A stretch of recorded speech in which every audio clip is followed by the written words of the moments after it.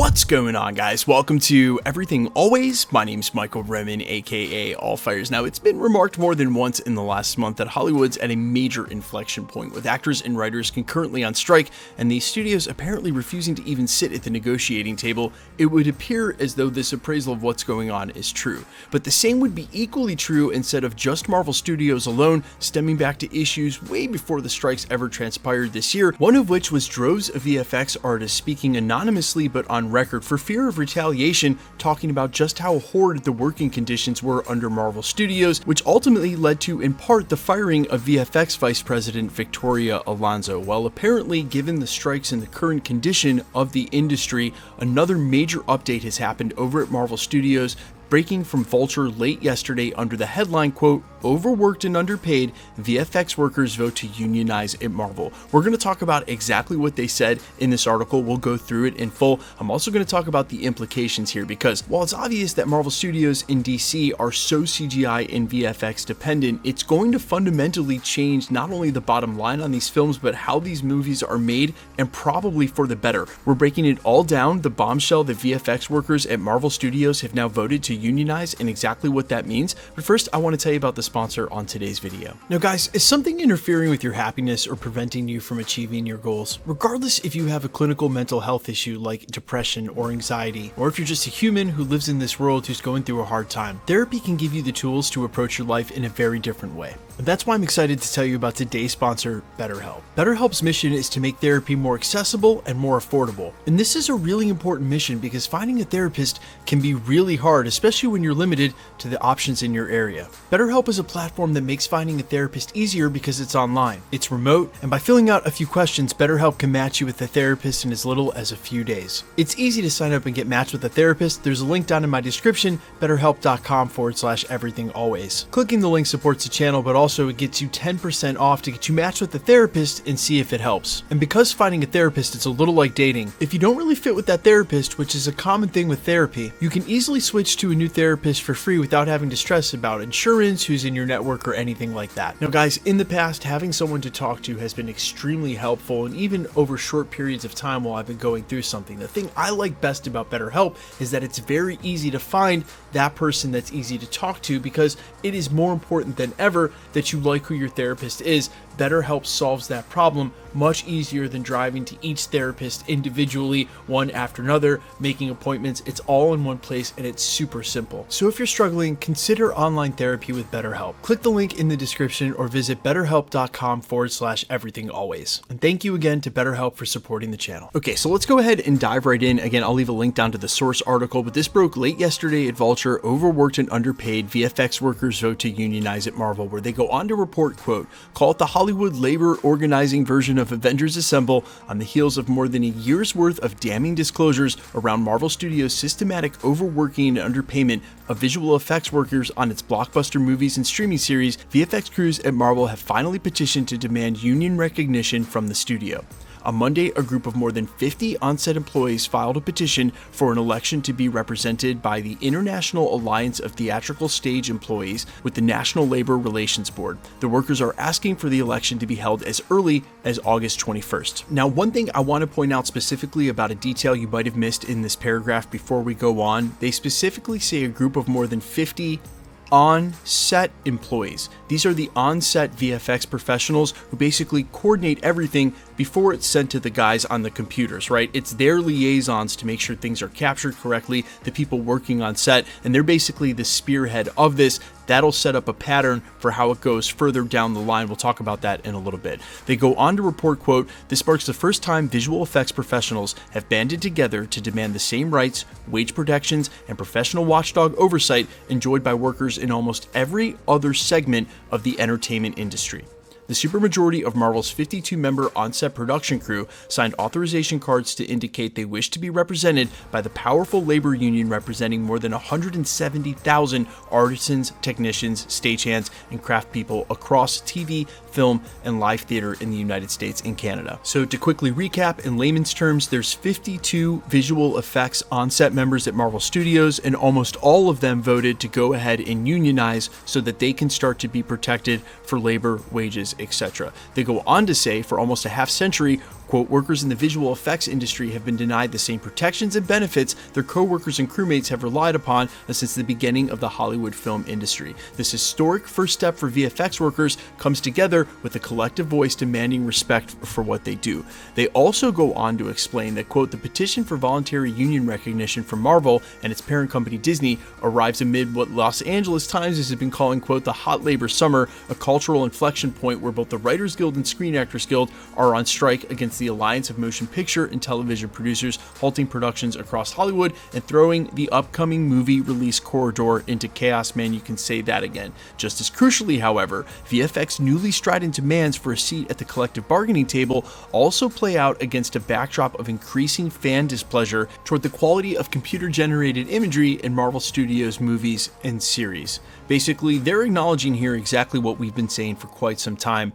The fact that Marvel Studios will do these constant reshoots and then give unreasonable turnaround time to the VFX artists to try to rush out some of these VFX, the fact that they're working on them right up until the movies drop, and still you get some of the horrible frames that we've had recently in series like She-Hulk and in Ant-Man and the Wasp: Quantumania, means that the amount of rewriting, the amount of changing up until the last minute that they're doing has got to stop. I think it's the underlying problem with most of everything we've seen from Marvel Studios, that it's really become Marvel's movies by committee, that you have way too many people who aren't really directly involved in the creative process, either the writing of the script, the dialogue, or the story, or the director sort of changing things and constantly in the last minute, which A, leads to inconsistent and very horrible storytelling, B, always dilutes the quality of the original product and voice that made the writing or the directing something of the art that it is in the first place, and B, most certainly always leads to a worse quality product when a VFX artist has to not only render something that should take 3 weeks in 3 days, but is doing a scene that they've already worked on and for 2 months. Now, this is the most important part of the article. Vulture goes on to report, quote, leading off the collective bargaining push with Marvel's on-set VFX specialists, data wranglers, production managers, witness camera operators, and assistants employed on such MCU series as Loki and Daredevil Born Again, as opposed to the people supplying the visual effects in post-production, the people behind the computers, arrives as no accident. Thanks to the studio's fire hose of movie and TV series output, and it will oversee the release of 5 movies and 4 shows in 2023 alone, Marvel is regarded in VFX circles as the biggest industry quote-unquote bully, with the capacity to flood effects houses with more work than they know what to do with, or ruin careers and standings of those who do not live up to Marvel's sky-high expectations. Hence, as the thinking goes, securing union recognition for a relatively small yet high-profile group of Marvel's so-called quote-unquote production side professionals would stand as proof of concept for the overall viability of an industry-wide unionization push. Now, I gotta hand it to the guy Chris Lee who wrote this article, because he really seemed to understand the issue at hand and read between the lines in some of this reporting. But I want to take it one step further on what this will actually mean for Marvel Studios if, say, all these dominoes fall and eventually you have the entirety of their VFX workforce, say, in the next 2 to 3 years, unionized, and before they start work on something like Avengers: Secret Wars. What it'll mean for Marvel Studios is this. Number one, no unreasonable deadlines, which means all of the rewriting and the reshooting, the stuff they're trying to push through at the 11th hour, they'll be able to get all of that done. If they still want to do it, it'll be there.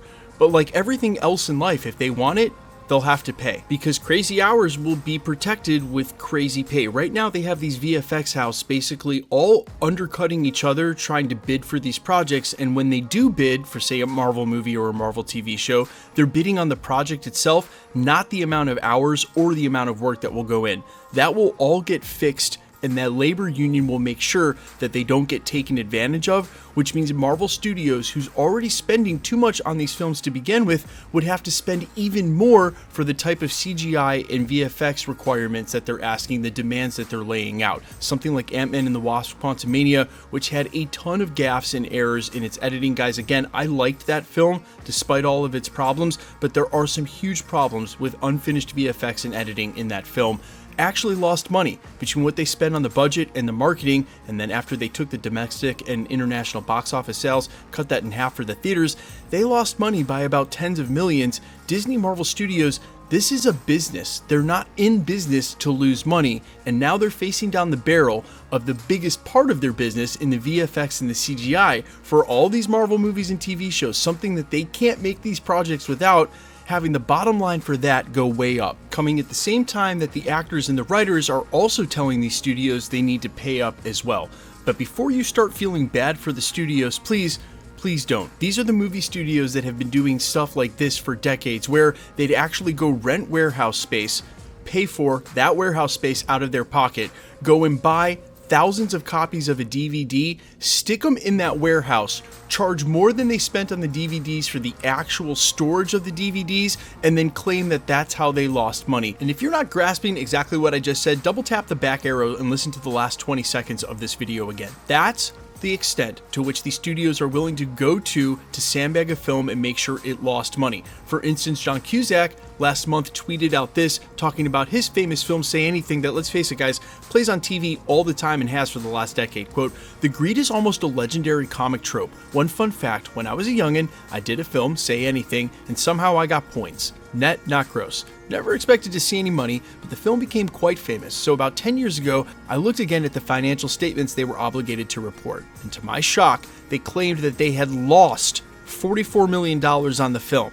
I thought, wow, I almost bankrupted Fox. Not really. The film only cost $13 million to make, and the money spent to release it was minimal at the time. 30 years in, the film lost millions every year. A neat accounting trick, don't you think? Do you see what he's saying? They've claimed a net loss of $44 million when the budget was only $13 million forever ago, decades ago, and they wouldn't have spent nearly that in marketing. How in the world did they lose $20 million? But that is what you can do with accountants and bottom lines, and the extent that these corporations, specifically these studios, are willing to go to manipulate their bottom line. And again, when he says he got points that are net, not gross, that is a huge distinction. Gross obviously is the total amount that the film makes before you start accounting for expenses. Expenses get in there, like, storage of DVDs that you're charging yourself or a shell company millions to do, and then it affects the net. His points were based on net, so basically with them claiming a $44 million loss,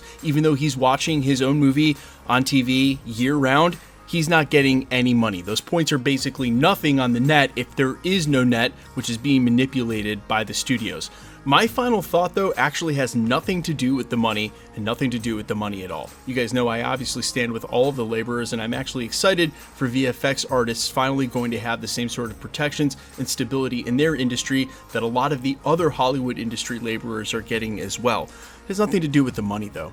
Hopefully how this is going to impact what Marvel Studios is doing is if the prices on this stuff should go way up, they're going to understand one of two things. Number one, something's not worth making unless it's worth spending the money on. Number two, you can't go infinity with the money and number of rewrites because you won't be able to afford the VFX. It'll also stop them from putting unreasonable turnaround on the VFX and ending up with something like She-Hulk or say Ant-Man and the Wasp: Quantumania, where not only did you lose money, but the final product wasn't worth it anyway. If you're going to lose money on something, it might as well be bananas and bonkers and perfect, and they're not even getting either. That tells me that Marvel will have to focus more on what they're doing before they do it. Instead of the infinity rewrites, pun totally intended, during the project, they've got to make sure to get it right beforehand. And that's where Bob Iger's saying that they needed to slow down, decrease the number of projects, and take their time, and started talking about focus. He was talking mainly about us, the audience, but I think he was also referring to internally as well, because they need to focus on each project for the project's sake, instead of just lining up a bunch of secondary or tertiary Marvel characters, some of which we've never even heard of, let's be fair, and then giving them their own TV shows. So hopefully this is going to be a change and for the better, and of course I stand with the writers, the actors. I said this in a couple of videos, I'm going to keep saying this as a fair deal. Usually in history, people refer to a fair deal if both sides are disappointed or don't feel like they got exactly what they want. I hope that is not the case. When the writers and the actors do finally come off strike and resolve this with the studios, I hope they do truly feel like they've won and that they can come back to work and feel that way, so that they're happy about coming back to work. They can feel taken care of, and I hope the same thing for the VFX artists and wish them the best of luck as they endeavor on this new history for their labor. Now, I will also say, guys, VFX artists have had it the worst in Hollywood and for quite some time. Some of you may remember the animated film Life of Pi that I think was basically all CGI and or VFX animation at the time. And the film house, the art house that did that film actually went bankrupt shortly after the film was concluded. So keep that in mind. Guys, let me know all your thoughts down below, how you feel about any and all of this. Quickly, let's get into the giveaway stuff before I let you go. We are still giving away PlayStation 5s here at the channel. The next one coincides with Loki. Super simple to be entered to win. All you got to do, hit the subscribe button, leave a comment down below, because it's truly random. The more videos you comment on, the better chance you have of winning. All winners will be announced at the end of videos, same way we're doing here. The best way to keep up with the content has always been to hit the notification bell with all notifications turned on. And as always, if you like today's video, I'd appreciate it if you'd hit the like button. My name is Michael Roman. Find me in a couple of places, Instagram and Twitter at I'mFires. You can also find me on Spotify, YouTube, Amazon, Apple, iTunes, under the name All Fires. And while I sincerely appreciate you checking out my original music, thanks for checking this channel out. Stick around. We'll be posting again real soon.